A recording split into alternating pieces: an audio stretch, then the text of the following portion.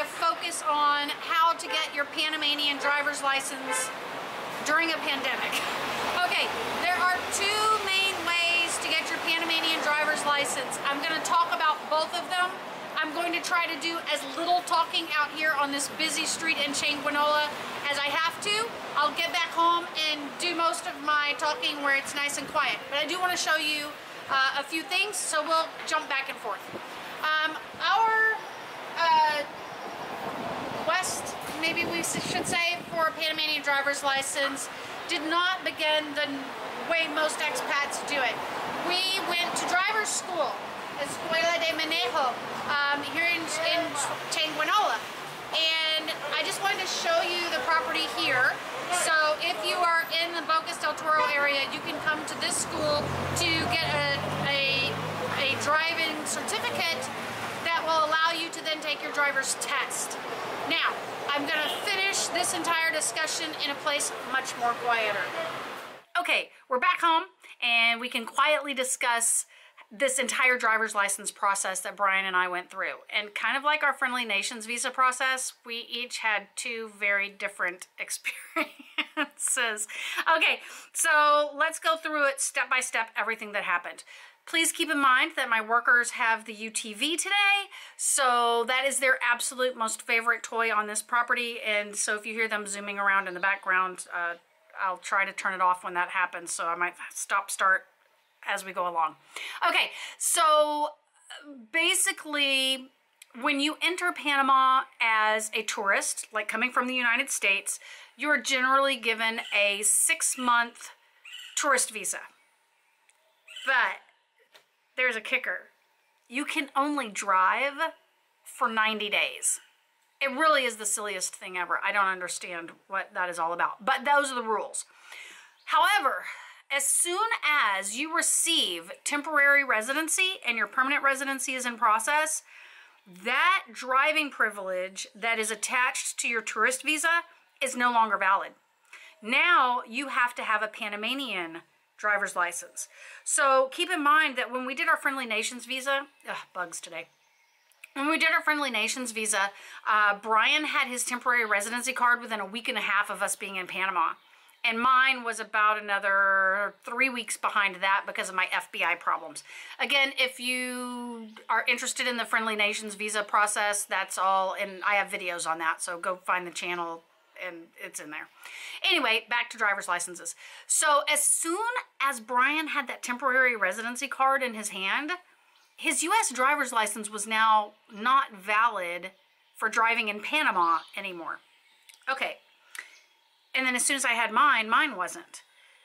Normally what people do, the process is that you take your United States driver's license to the embassy here in Panama City.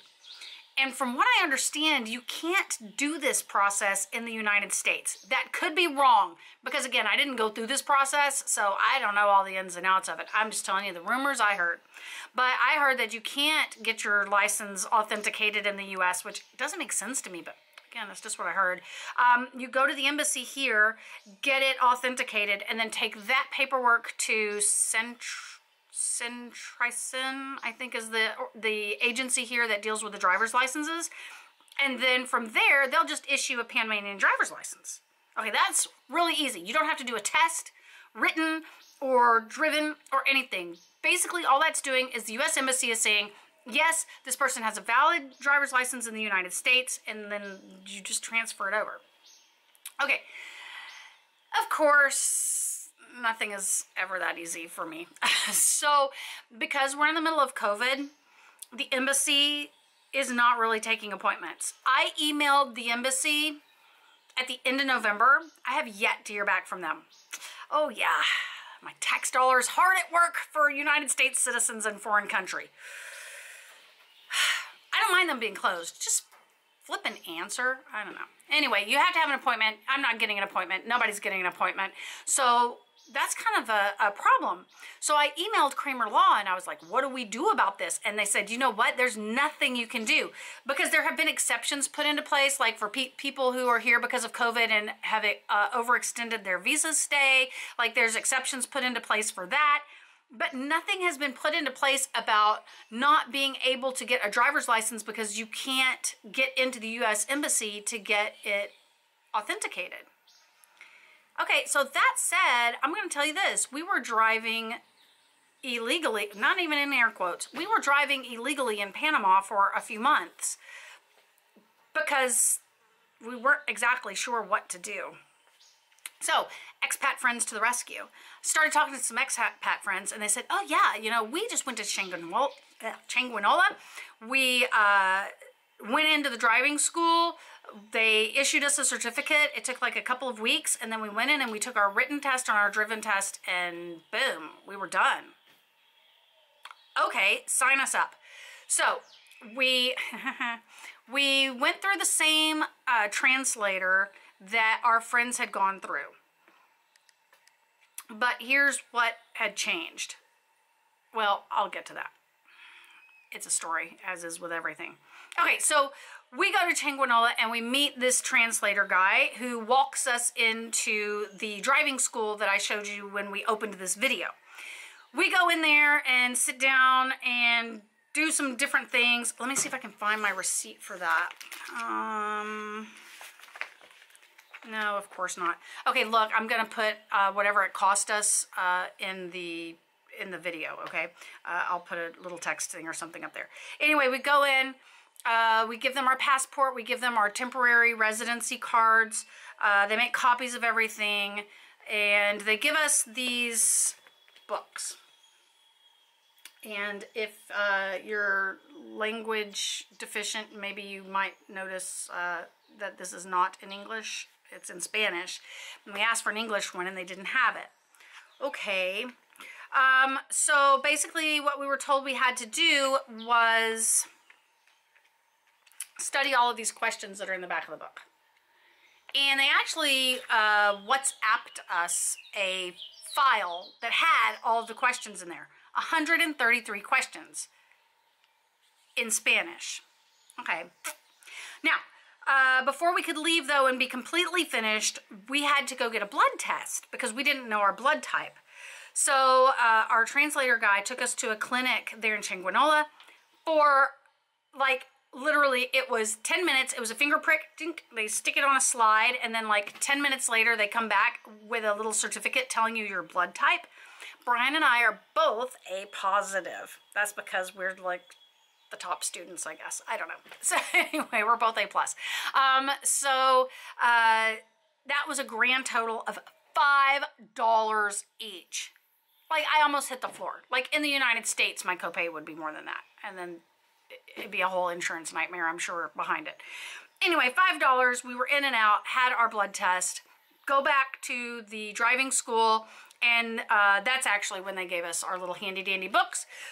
Told us to study the questions, that it would take about 2 weeks, and then they would set us up an appointment at Centricin. So we came back and started to study. I hear the guys coming on the UTV, so I'm going to stop here and we'll come back in just a moment.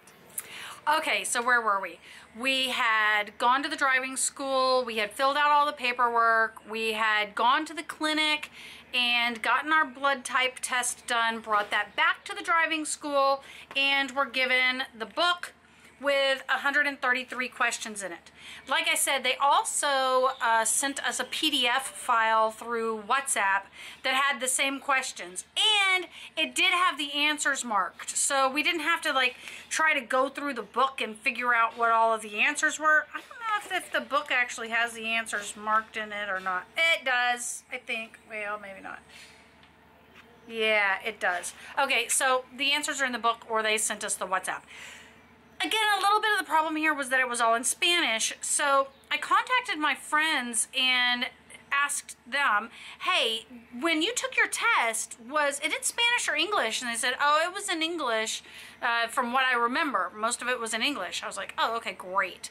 So in the meantime, I found something really cool. Now, I was sitting down because I'm an educator and I know like these sites to make flashcards on, and I had started going through and making flashcards so Brian and I could study for our test. But what really cool thing I found was an entire website that already has all 133 questions on it. Bingo. And the great thing is that because it's in a Google browser, we could study it in English and translate it into Spanish. All right, so I'm actually going to switch from like video to screenshotting my computer because I want to show you exactly how to use this website and how to translate it back and forth between English and Spanish so you can study and show you how it works.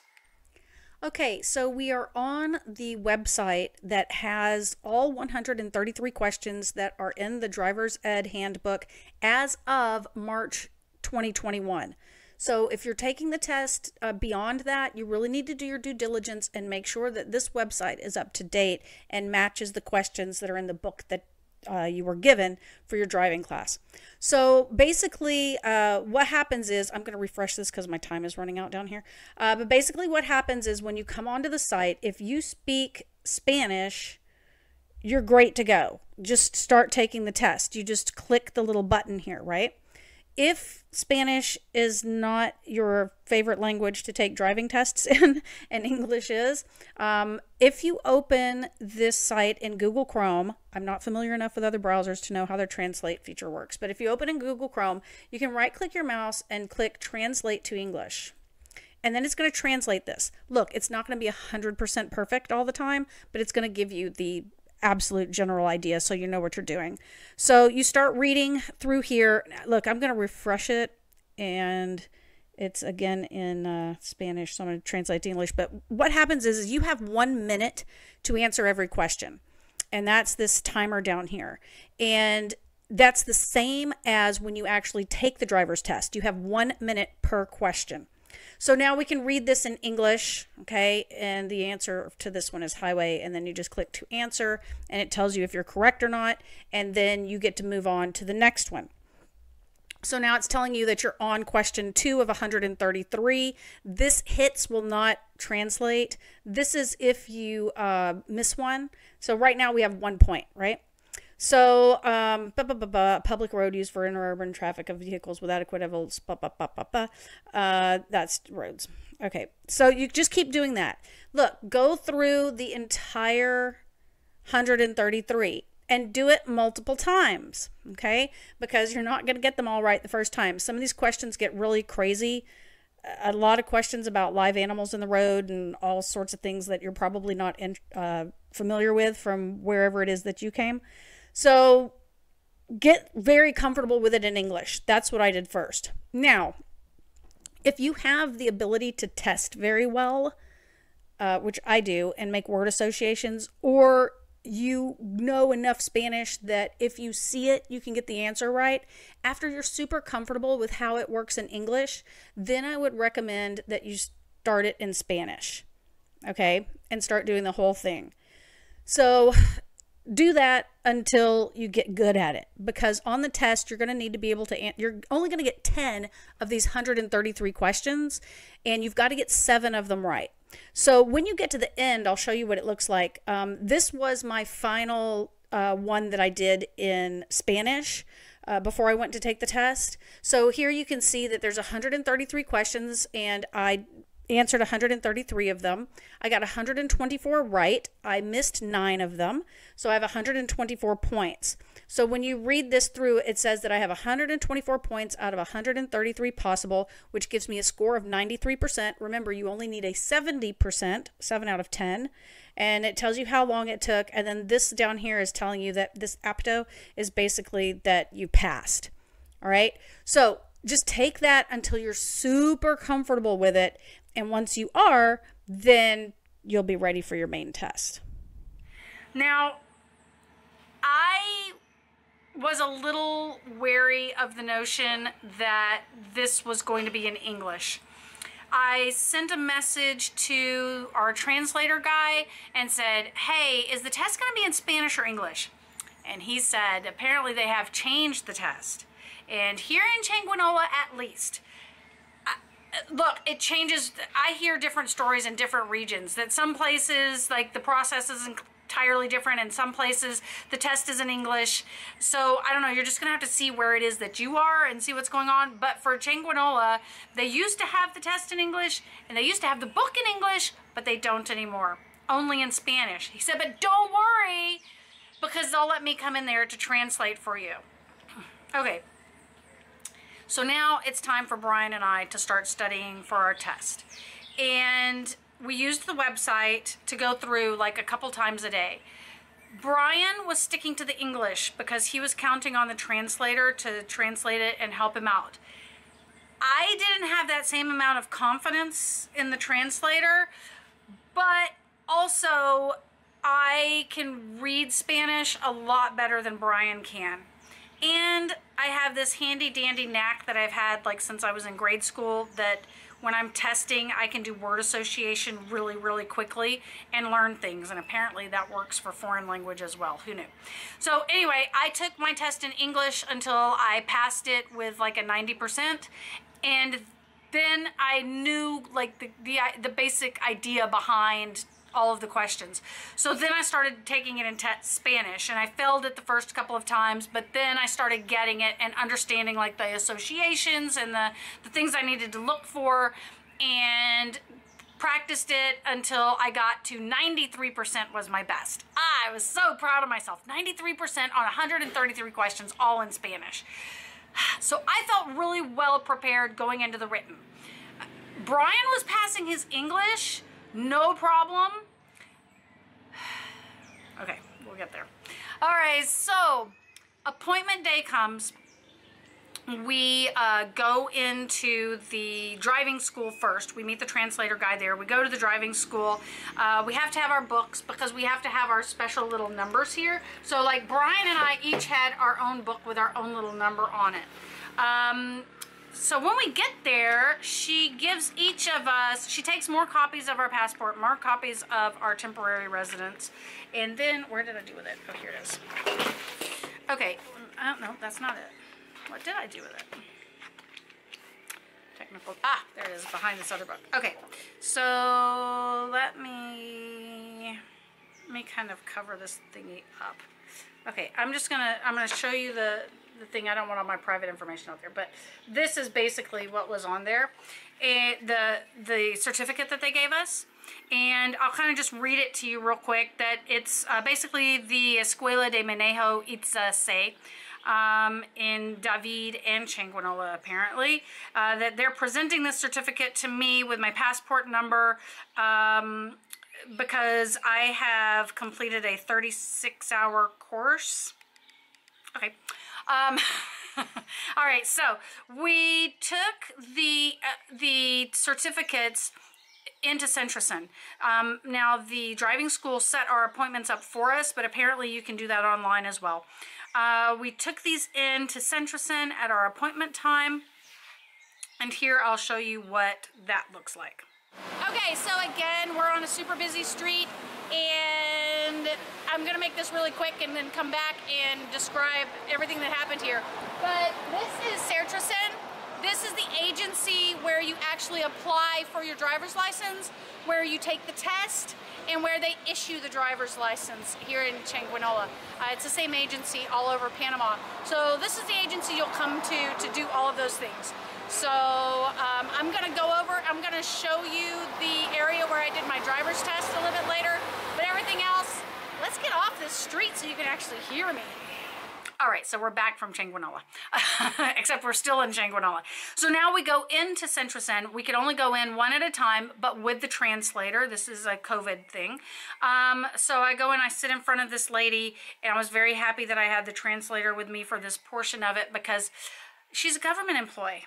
And apparently, the attitude of government employees translates no matter what country you're in.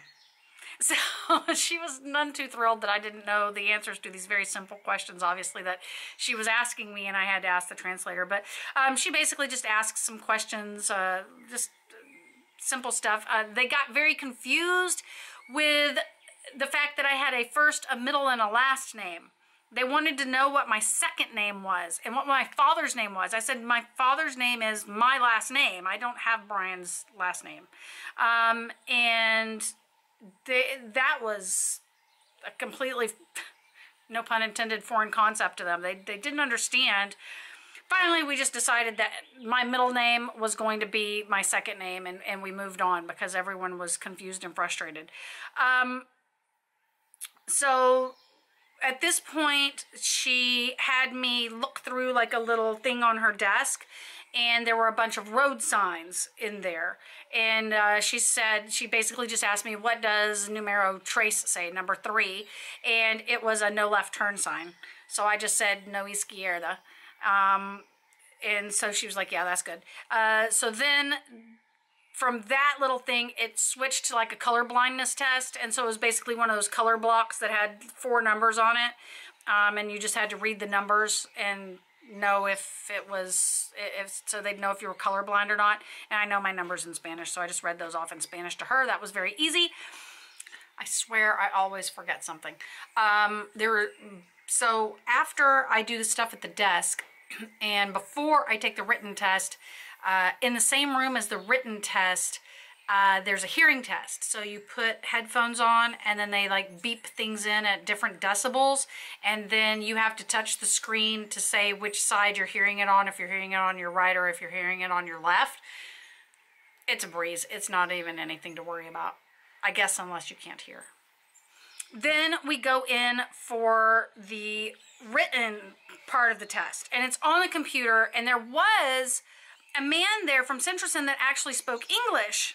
And so I asked him, because I already didn't have big confidence in my translator. Nice guy, I'm going to say it, but here's what I have found here in Panama. It is not a knock on anyone at all, but people who speak Spanish here and are Panamanian, they learn to read and write in Spanish. They may know how to speak English, but that doesn't know they necessarily know how to read English. And I wasn't sure how quickly he was even going to be able to read Spanish and then make that translation from written into verbal. And the reason why this is an issue is because you only have 1 minute for each question. So from the time it pops up on the screen, you have 1 minute. So I did ask the guy, can you translate for me? He was like, no. He said, but your translator can. I was like, okay. At this point, I knew I could pass this thing in Spanish, so I wasn't too worried. The first question comes up. They're talking in Spanish, and my translator really isn't telling me like what this other person is saying. But this question comes up, and it was not a question that I had been studying. I immediately recognized that it wasn't. And now I'm about to hyperventilate. I knew that it was asking about the color of lights, and that the choices were like white, yellow, red, and none of the above. But there was a word that I didn't know what it was. So I did ask my translator, what is this word? And he said, oh, that's like to brake. I was like, oh, so this whole sentence must be asking me what color are brake lights. So then I chose red, and boom, that was right. But then I was freaking out. Come to find out, that was just like the let's test the computer and make sure you understand how this works, because it's a touch screen. So you have 4 answers and you just touch it and then it moves on. So they wanted to make sure I could do that. Okay, so then the Spanish questions start coming up, and I recognized every single one of them. Okay, I'm going to tell you that when you study the test, you'll see that some of the questions are just absolutely ridiculous. I mean, there's a whole section on like animals in the road, like cattle. That's a whole thing. So some of the questions were super easy. Some of them were the ones that I had trouble with normally. That I was like, oh, hopefully that won't be on there, but it was. We finally get to the end. I didn't have to ask the translator anything. I went through very quickly, and I got 8 out of 10. Yeah! All right, so I was stoked. I passed it in Spanish, 8 out of 10. So now I go back outside, and Brian goes in, and so I'm waiting out for him, and I'm waiting, and I'm waiting, and I'm waiting, and then he comes out, and I could tell from the look on his face that he was not very happy. Brian is super mellow, super calm, super composed in practically every situation imaginable. he was about to lose his shiznit.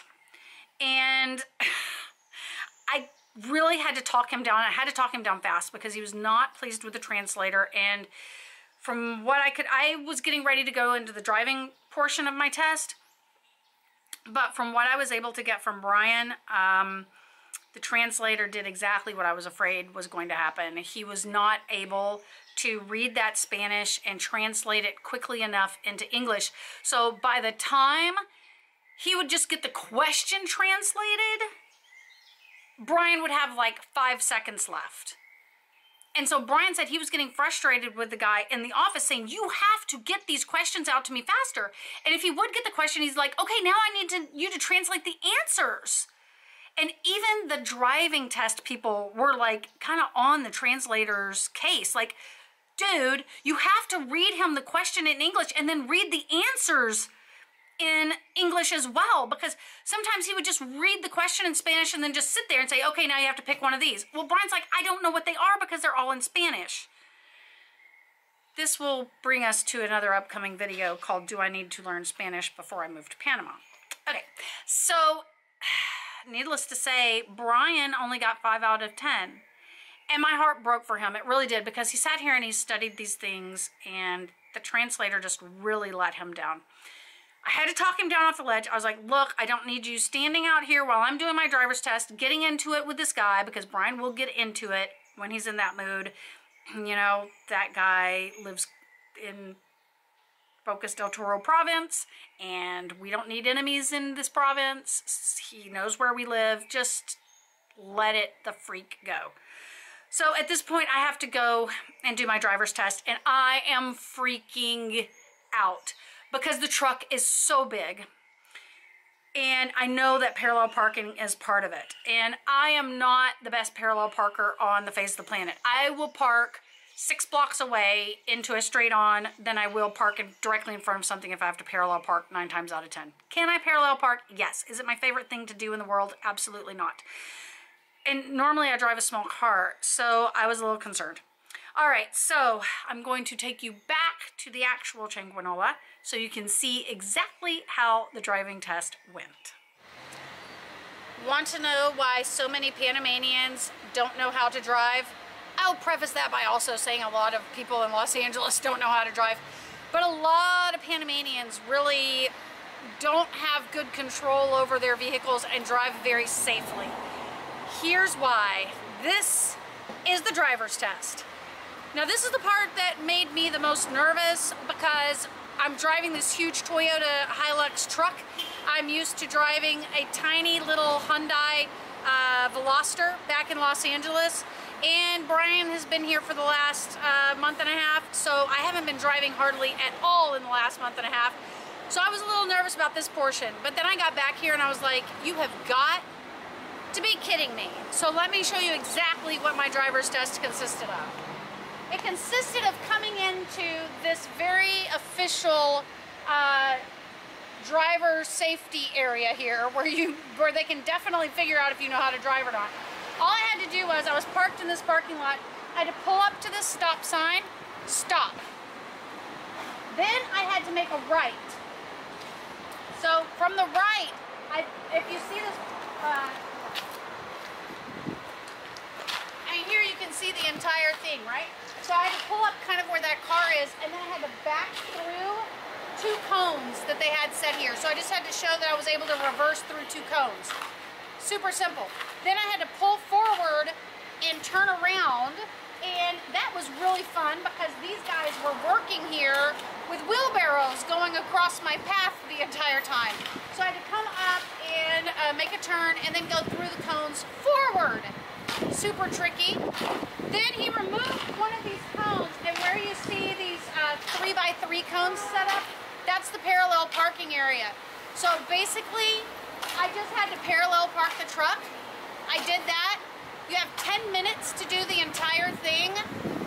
I was done in 2 minutes. And now I am safe to be on the roads of Panama. I mean, they don't test if you know how to drive in traffic. They don't test if you know how to use your blinkers or change lanes or pass someone or keep a distance between the car in front of you. And that's why no one in Panama knows how to do those things.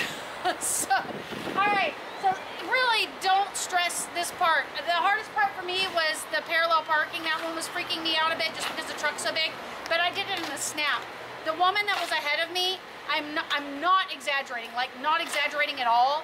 She took over 5 minutes just to parallel park just a normal little sedan. All right, whatever. Oh, and let me also mention that the times that I have parallel parked in Panama can be counted on one hand and one finger right there. All right, so the only thing that I did wrong was when I was backing up to parallel park, I barely tipped one of the little cones. It didn't fall over because my truck is so high. I'm used to sitting lower. I couldn't even see the cones. But I didn't get a ding. I didn't get anything. I passed it. Bing, bang, boom. Done. I passed the written. I had passed the driven. So then I go back into the office with $40 and what did I do with it? Here it is. And they hand me this. Oh. So I have my driver's license. Brian did not. So my celebration was not as boisterous as it probably would have been if I was not tending to his ego wounds. All right, so I'm done. What do we do about Brian? Okay, so for Brian, he's going to have to make another appointment and go in and do it again. We're going to go get a better translator. We've already talked to another person, so we just try again. I know he can pass the driven part like no problem whatsoever. So he's just got to get in there, do his written, do his driven, and then they'll give him his license and we'll be good to go. Kind of. Okay, so you would think that we're done, but we're really not. If you look here at the expiration date, they always put the day first and then the month. I'm used to doing it the different way. It's going to be June 4th. Okay, so why is June 4th picked? If this was issued on March 19th, it doesn't seem to make sense. But it really does make sense because June 4th is the day that my temporary residency card expires. So we learned that when our temporary residency expires, we have to go back in, or at least I do, have to go back in and renew our driver's license.